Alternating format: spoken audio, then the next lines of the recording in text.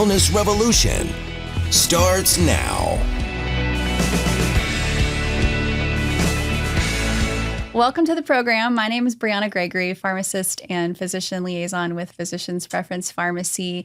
And I'm going to be covering one of our most commonly dispensed repurposed drugs today called Sirolimus. This is also known as Rapamycin. It's one of our very fun ones to pronounce on our formulary, and we've been compounding it for several years now. When we talk about repurposed drugs, what we mean is that certain drugs that have been around for a very long time are now being used either for something different, a different indication, a different disease state, trying to optimize health maybe. And usually what we see is that to achieve this, they're dosed at a much lower dose most commonly, or they're dosed less frequently. So we're playing around with the pharmacokinetics of the drug itself to adjust its original purpose to achieve something differently. So that's why we call it repurposed. So Sirolimus has a very interesting drug history, and I love diving into this because it gives us some background about what the drug is used for and how it has morphed over time and brought us up to speed to serve its purpose today. So Sirolimus, or Rapamycin, is something that has been around for many years. It was actually initially discovered around the 1970s on an island called Rapa Nui, which is where it got its name Rapamycin from. So you've probably seen photos of this island. It's also known as Easter Island. It has a bunch of headstones on it. And interestingly, when this compound was discovered, it was discovered in the soil on that island. There was a much greater population of horses than people at that time, and people were also navigating around barefoot. It's way, way, way off the coast of Chile. And what the researchers found, it was interesting when they went down to this island from Canada to go and try and find compounds in the soil, which is where many pharmaceutical compounds are originally derived, is they thought it was interesting that the people that were navigating around barefoot didn't have more infections in their feet. So they thought, well, maybe there's something that's going on in the soil that's protecting that. So when they isolated this compound from the soil, what they found is that compound Rapamycin, aka Sirolimus, and they found out that initially it had antifungal, anti-inflammatory effects, antibacterial effects, and so they started to study it. Then it ended up getting approved as an organ anti-rejection drug. So when someone has a transplant, like a kidney transplant, for example, if you donate your kidney to me and I put it in my body knows it's foreign. So its job is to keep me alive. And so it is going to try and reject that kidney that you have just given to me. So for anyone that receives an organ transplant like that, they are forever on anti-rejection meds. And oftentimes when our patients are prescribed the Sirolimus or Rapamycin, they start Googling it or they put it in ChatGPT and they go, oh my gosh, I have not had an organ transplant. I shouldn't be on this drug. So that's why I open this up with it's a dosing or a dosing frequency conversation.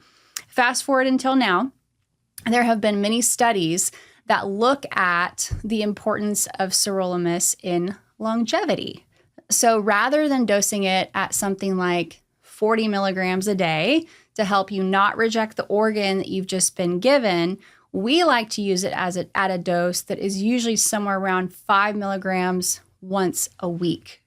So 40 milligrams a day versus 5 milligrams once a week. This is where the pharmacokinetics get really interesting. So the half-life, how long after you take it does it have its max effect?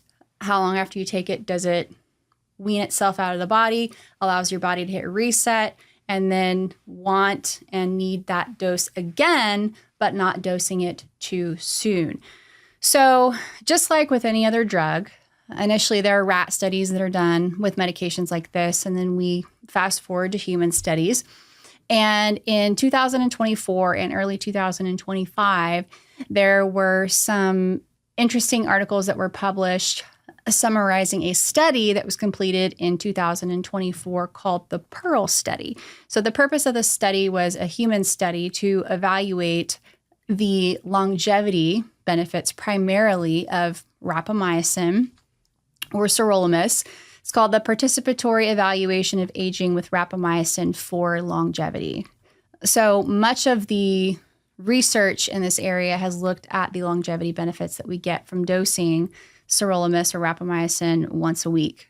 So it was a 48-week trial, which had 114 participants in it, that either took 5 milligrams once a week or 10 milligrams once a week, or they just took a placebo. So it's like a blank pill. And this is the gold standard for study design. When we have a randomized controlled, it's a randomized controlled and it's placebo controlled as well. So basically they are comparing it to someone who is not taking the drug to one or multiple groups that are taking the drug so that they can evaluate the difference. So and also it's double blind. So no one knows who's getting what, therefore it's not biased. But what they were looking at is, of course, adverse events. So it was largely a safety study. Visceral adiposity, so fat around the midsection primarily, or around those vital organs. Any blood biomarkers, so how is the blood chemistry changing after taking this drug?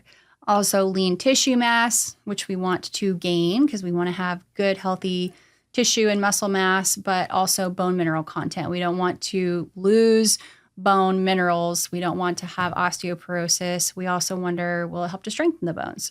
So again, largely a safety study. They still have to establish doses so that after they make sure that it's safe, then they can refine the efficacy and the dosing of it so that it can actually help people.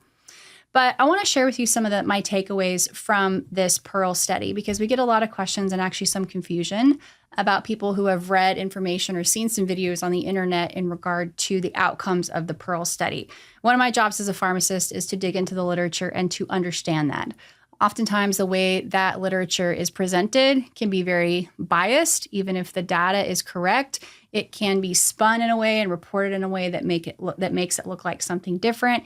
And in fact, I actually personally reached out to the organizer of this study because I was getting a lot of questions from patients, and I'll tell you what I mean. But first, I want to talk a little bit about the benefits that we see with rapamycin. So many of the reasons that prescribers would prescribe sirolimus or rapamycin to a patient and have it filled at physician's preference pharmacy is one, just the general desire for longevity, for increasing health span, which means that you're not just living longer, because that's longevity, but health span. How many years of healthy life do you have? So some of the common benefits are improved energy, decreased inflammation, smoother, tighter skin. Some people have even said that it helps them to maintain weight. So it's not considered a weight loss drug, but where this drug works in the body is on a system or a pathway and a receptor called the mTOR system, or mTOR receptor, or mTOR pathway. So it's little m, big TOR. So it stands for the mechanistic target of rapamycin. Just like many other receptors within the body, oftentimes those receptors are actually discovered because a drug that has been given to that person actually bound there to that receptor, but the receptor didn't have a name, so they have to name it something. So they named it mTOR, and it turns out that this mTOR pathway is extremely important in dictating aging. So if the mTOR pathway is not functioning well, and if it's overactive, that's when we get overactive cell activity, we get cancers, we get abnormal cell activity, we gain weight, we are toxic. The opposite end of that, when the mTOR pathway is functioning well, is we have good cellular autophagy, which is cellular housekeeping, it's detoxification, it's reduction in inflammation. And this drug inhibits that pathway, which means we get those good positive benefits, the reduction in inflammation, the offload of toxicity. That's why a lot of people explain that they have clarity of thought or lifting of the brain fog after they start taking something like sirolimus. Also, that smoother, tighter skin, that's also a functionality of releasing some of the toxins. It may also help you to receive your hormone therapy better, which can impact the integrity of the skin as well. And then the weight loss component or weight maintenance component is when we actually inhibit that mTOR pathway, it mimics fasting. And fasting is caloric restriction. With caloric restriction, you will likely have weight loss as long as during your feeding window you're not eating a ton of food.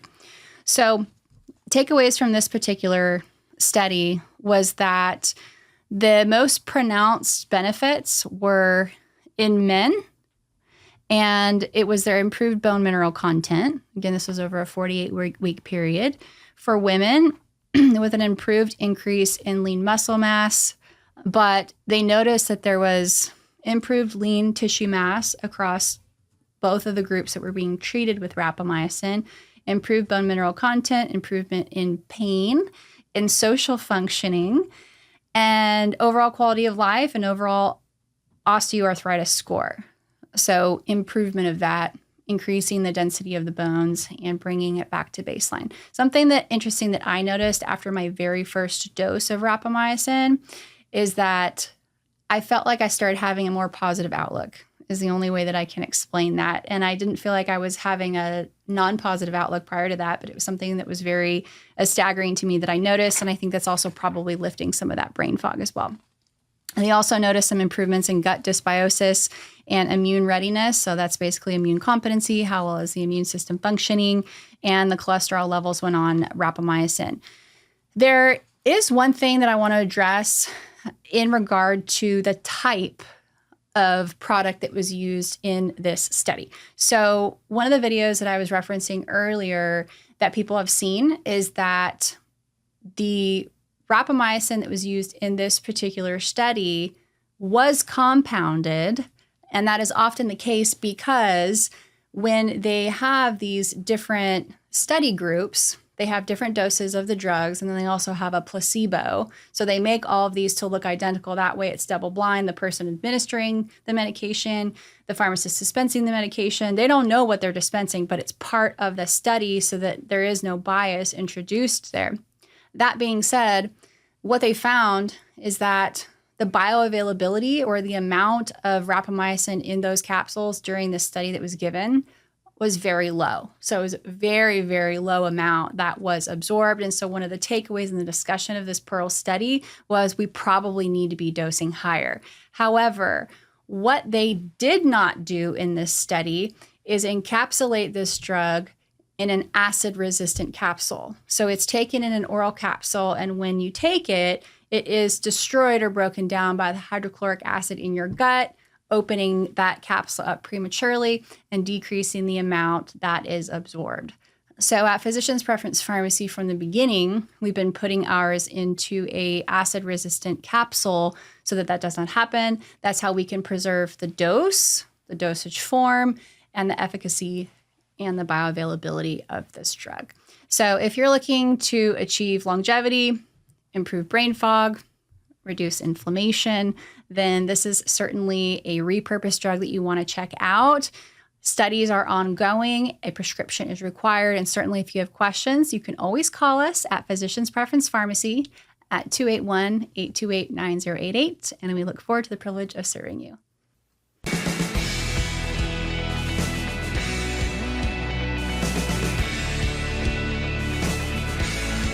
At Physicians Preference Pharmacy, we specialize in compounding bioidentical hormones, which means that all of our hormone medications are made right here on site in our compounding labs.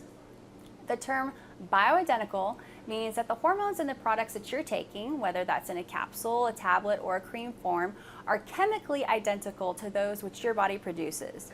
So your body responds the same way it would to its own hormones.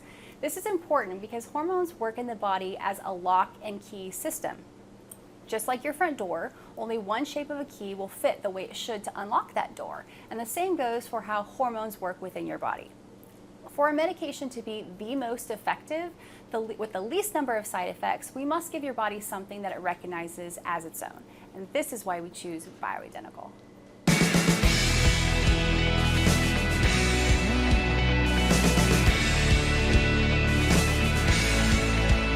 Information provided on this program is neither intended nor implied to be a substitute for professional medical advice and is not intended to replace the services of a physician, nor does it constitute a doctor-patient relationship. You should not use information from this radio program to diagnose or treat a health problem or disease without consulting with a qualified healthcare provider. If you have or suspect you have an urgent medical problem, promptly contact a professional healthcare provider or call 911. Dr. Hotze's Wellness Revolution advises you to always seek the advice of a physician or other qualified health provider prior to starting any new treatment or with any questions you may have regarding a medical condition. Any application of the recommendations from this program is at the listener's discretion.